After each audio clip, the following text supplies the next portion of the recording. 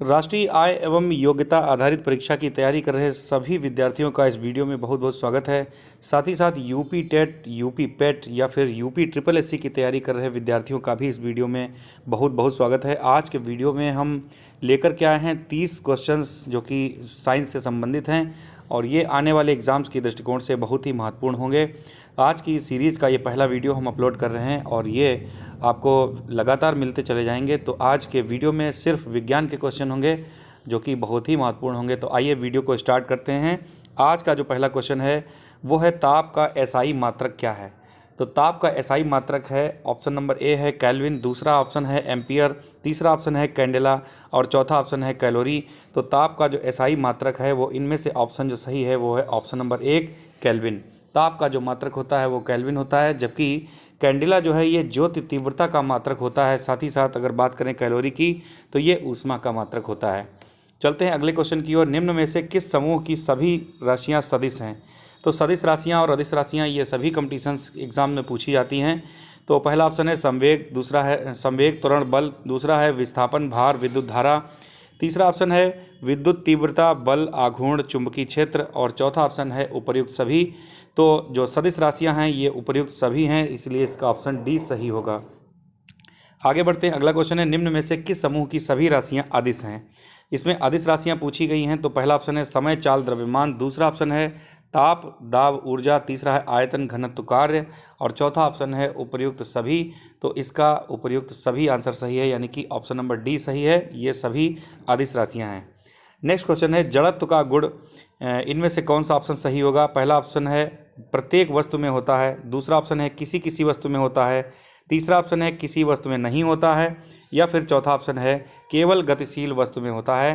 तो इसका जो सही आंसर है कि जड़त्व का जो गुण होता है वो प्रत्येक वस्तु में होता है, इसलिए इसका ऑप्शन नंबर पहला बिल्कुल सही होगा। अगला क्वेश्चन है कार्य का एसआई मात्रक क्या है। कार्य का एसआई मात्रक क्या है। ऑप्शन नंबर ए है जूल, दूसरा ऑप्शन है केल्विन, तीसरा ऑप्शन है कैलोरी और चौथा ऑप्शन है हॉर्स पावर। तो इसका पहला आंसर सही होगा। कार्य का जो एसआई मात्रक होता है वो जूल होता है। साथ ही साथ अगर बात करें कि जो ऊष्मा का मात्रक होता है वो कैलोरी होता है। और एक हॉर्स पावर यानी कि एक अश्वशक्ति बराबर कितने के होता है। तो पहला ऑप्शन है 746 वाट, दूसरा है पहला ऑप्शन है 776 वाट, दूसरा ऑप्शन है 746 वाट, तीसरा ऑप्शन है 11,000 वोल्ट और चौथा ऑप्शन है इनमें से कोई नहीं। तो इसका जो सही आंसर हो जाएगा 746 वाट, यानी कि ऑप्शन नंबर 2 बिल्कुल सही होगा। ऑप्शन नंबर बी बिल्कुल सही होगा। यूपीटीटी के एग्ज़ाम जल्द ही होने वाला है, जल्द ही फॉर्म इसके लिए अप्लाई किए जाएंगे। और यूपी पेट का एग्ज़ाम अभी अभी हुआ था, उसमें भी बहुत सारे क्वेश्चंस पूछे गए थे। और यूपी जो राष्ट्रीय आय आधारित परीक्षा का एग्ज़ाम है वो अभी होने वाला था 6 नवंबर को और उसकी डेट बढ़ा करके 13 नवंबर कर दी गई है। नेक्स्ट क्वेश्चन है न्यूटन के किस गति नियम से बल का व्यंजक प्राप्त होता है। तो न्यूटन के किस गति नियम से बल का व्यंजक प्राप्त होता है। न्यूटन ने जो 3 नियम दिए हुए हैं, प्रथम द्वितीय तृतीय। तो पहला ऑप्शन इसका है प्रथम, दूसरा ऑप्शन है द्वितीय, तीसरा ऑप्शन है तृतीय। तो इसका जो सही आंसर हो जाएगा ऑप्शन नंबर बी, यानी कि सेकंड जो है इसका द्वितीय नियम से बल का व्यंजक प्राप्त होता है। तो ये सही हो जाएगा। अगला क्वेश्चन है पृथ्वी की सतह से ऊपर जाने पर दाब क्या होता है। घटता है या फिर बढ़ता है या फिर अपरिवर्तित रहता है या फिर ऑप्शन नंबर डी सही होगा उपर्युक्त सभी।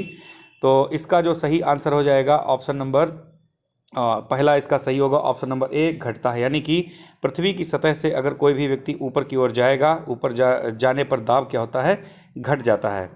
नेक्स्ट क्वेश्चन है कि प्रेशर कुकर में खाना जल्दी पकता है आखिर क्यों।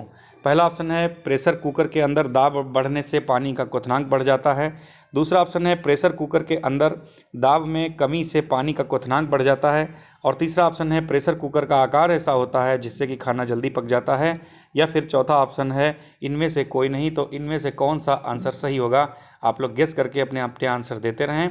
तो इसका जो पहला आंसर सही होगा बिल्कुल सही होगा, ऑप्शन नंबर ए, यानी कि प्रेशर कुकर के अंदर दाब बढ़ जाता है जिससे कि पानी का क्वथनांक बढ़ जाता है और खाना जल्दी पक जाता है। अगला क्वेश्चन है पृथ्वी के तल का पलायन वेग कितना होता है।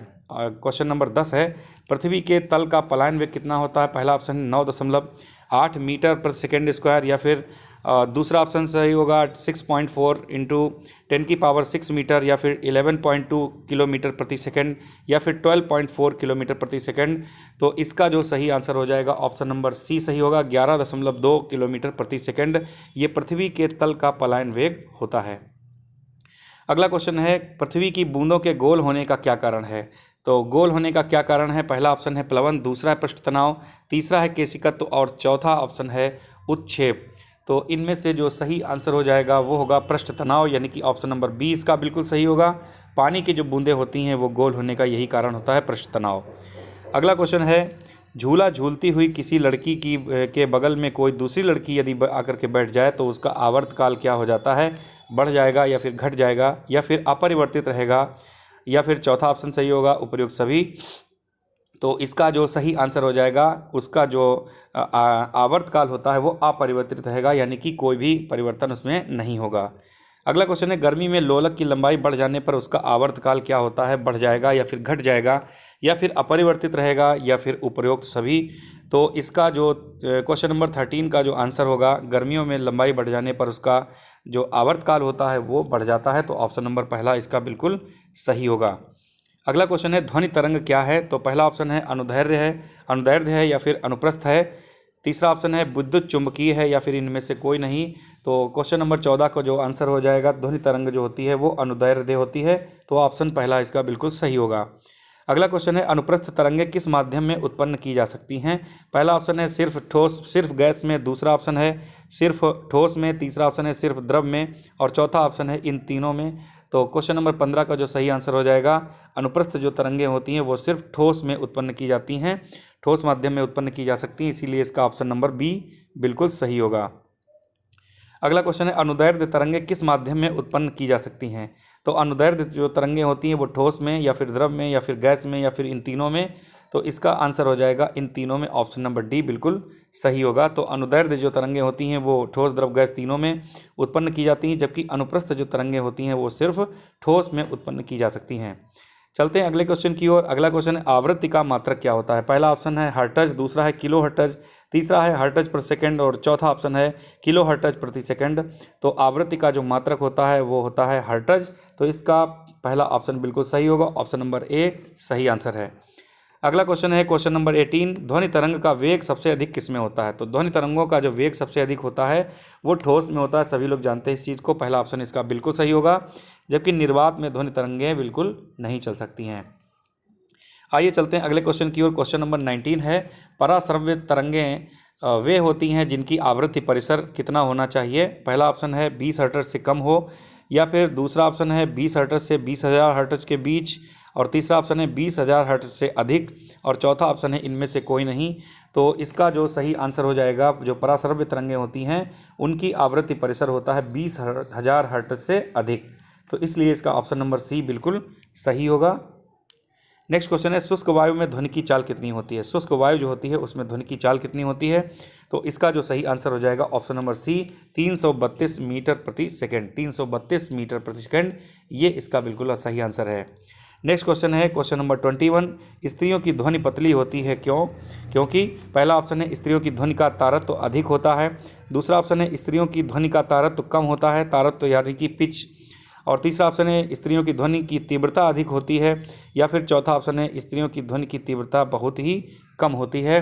तो इसका जो सही आंसर हो जाएगा, पहला ऑप्शन बिल्कुल सही होगा, स्त्रियों की ध्वनि का जो तारत्व होता है यानी कि पिच जो होता है वो अधिक होता है, जिससे कि उनकी ध्वनि जो होती है वो पतली होती है।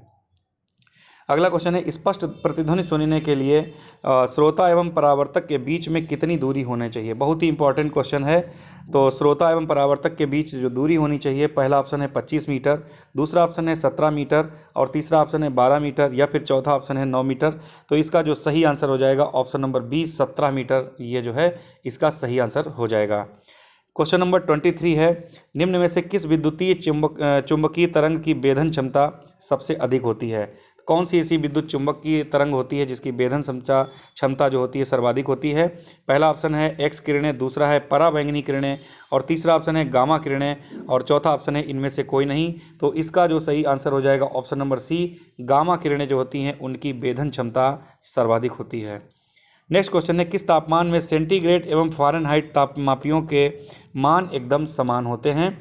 तो इसका जो सही आंसर हो जाएगा option number A 39 degree centigrade, दूसरा ऑप्शन है -40 डिग्री सेंटीग्रेड, तीसरा ऑप्शन है -49 डिग्री सेंटीग्रेड, या फिर चौथा ऑप्शन है 98.6 डिग्री फ़ारेनहाइट। तो जो 24 का आंसर हो जाएगा ऑप्शन नंबर बी, यानी कि -40 डिग्री सेंटीग्रेड पर सेंटीग्रेड एवं फ़ारेनहाइट तापमापियों के मान एकदम समान होते हैं।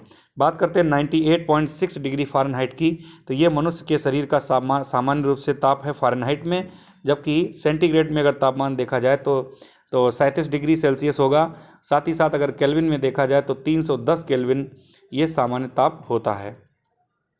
आगे बढ़ते हैं, नेक्स्ट क्वेश्चन है, ऊष्मा का मात्रक क्या होता है? ऊष्मा का जो एसआई मात्रक है वो पूछा गया है। पहला ऑप्शन है सेल्सियस, दूसरा है फ़ारेनहाइट, तीसरा है जूल और चौथा ऑप्शन है वाट। तो इसका तीसरा ऑप्शन बिल्कुल सही है। ऊष्मा का जो एसआई मात्रक होता है वो जूल होता है। 26 क्वेश्चन है, मानव शरीर का ताप कितना होता है? 37 डिग्री सेंटीग्रेड होता है, या फिर 98.6 डिग्री फ़ारेनहाइट होता है, या फिर 99.6 डिग्री फ़ारेनहाइट होता है?